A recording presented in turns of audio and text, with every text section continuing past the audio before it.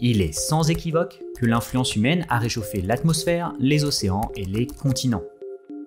Ça, c'est une citation du premier volet du 6e rapport du GIEC, un travail scientifique qui décrit les manifestations physiques du changement climatique et réaffirme la responsabilité des activités humaines.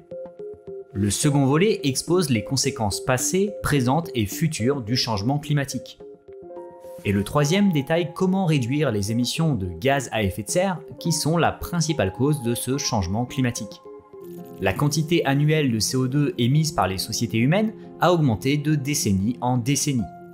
Ces émissions peuvent être séparées en deux catégories. D'abord, les émissions provenant de ce qu'on appelle le changement d'affectation des sols. Ce sont les émissions et absorptions de CO2 dues aux terres gérées par l'homme. Par exemple, les émissions de CO2 d'une forêt qu'on détruirait pour faire un champ à la place. Au niveau mondial, vous voyez que l'effet net est une émission de CO2, notamment à cause de la déforestation. Ensuite, on a les émissions provenant de procédés industriels et surtout de la combustion de ressources fossiles. Elles ont très fortement augmenté depuis 1950. On peut les diviser en différentes sous-catégories. Le charbon reste la ressource fossile dont la combustion ajoute chaque année le plus de CO2 dans l'atmosphère, suivi du pétrole, puis du gaz fossile, appellation plus juste que gaz naturel. On peut également noter le ciment dont la production émet directement du CO2. Ces émissions annuelles de CO2 viennent s'ajouter à l'atmosphère.